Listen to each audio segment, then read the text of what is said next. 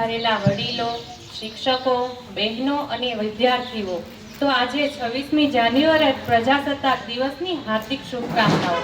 તો ભારતમાં 26મી જાન્યુઆરીએ ગણતંત્ર તરીકે ઉજવવામાં આવે છે।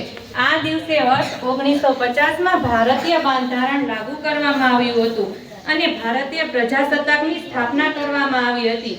આ દિવસે તે મહાન પુરુષોની યાદમાં ઉજવવામાં આવે છે કે જેમણે દેશ માટે આઝાદી મેળવ્યા પછી પણ દેશને મજબૂત, સમૃદ્ધ અને ગણતંત્ર બનાવવાનું કામ કર્યું હતું। ભારતીય બંધારણના અમલ પછી ભારત પ્રજાસત્તાક બન્યું।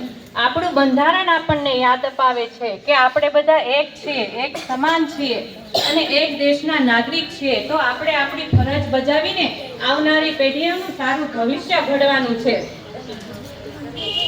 અને આપણું બંધારણ આપણને યાદ અપાવે છે કે આપણે બધા એક છીએ।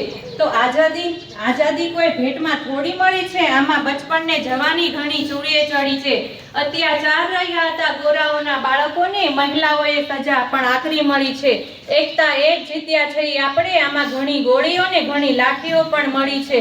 દીકરી પણ રણે ચડતી માતૃભૂમિને કાજ, તો ઘરે ઘરે જવાનીની મૂછ વાકડી મળી છે। નાના બાળ પણ છોડી દફતર ઉતાર્યા હતા મેદાનમાં અને બુઢાઓએ પકડી બંદૂક અને મેલી છે લાકડી।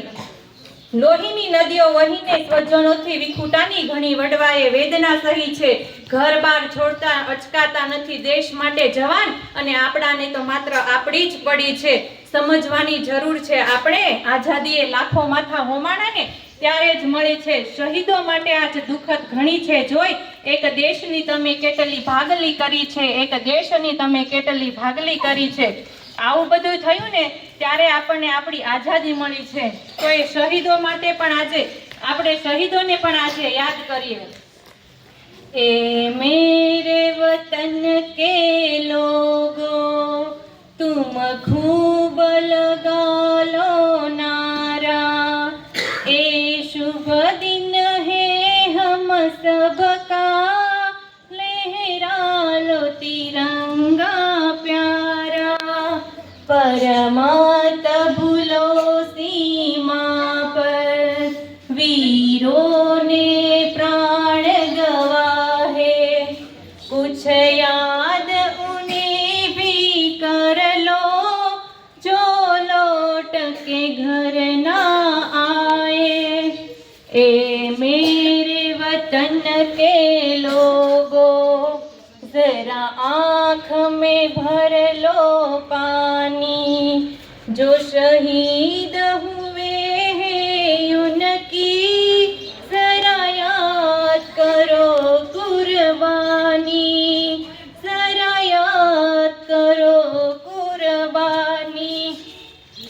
તો આપણા ખોડિયાણા ગામમાં પણ મચ્છાભાઈ ભરવાડના દીકરા આર્મીમાં ફરજ બજાવી રહ્યા છે, એને પણ આપણે આભાર વ્યક્ત કરીએ છીએ। અને બીજી એક વાત કે દીકરીને ભણાવો અને સન્માનનીય પાત્ર બનાવો।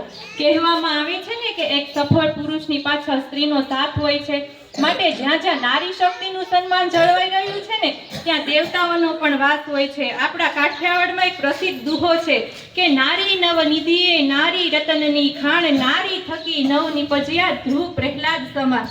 આજે જે રાજ્યગુરુઓ, લેખકો, કવિઓ જે મહાન છે ને એ એક નારી થકી છે। તો નારીને અબળા કે સબળા કહેનાર હોય ને એને આપણે જરૂરથી કહી શકીશું કે એક નારી ધારે ને તો રણ પ્રદેશમાં એક નાનકડી વેલડી પણ ઉગાડી શકે। એક નારી ધારે તો પુરુષને ઓવરટેક કરીને મુખ્યમંત્રી પણ બની શકે। એક નારી ધારે તો પરિવાર વચ્ચે રહીને સમાજ સેવકનું કાર્ય પણ કરી શકે। અને જો એક દીકરી ધારે ને તો ભણી ગણીને સૃષ્ટિ દેશમુખની જેમ આઈએસ ઓફિસર પણ બની શકે।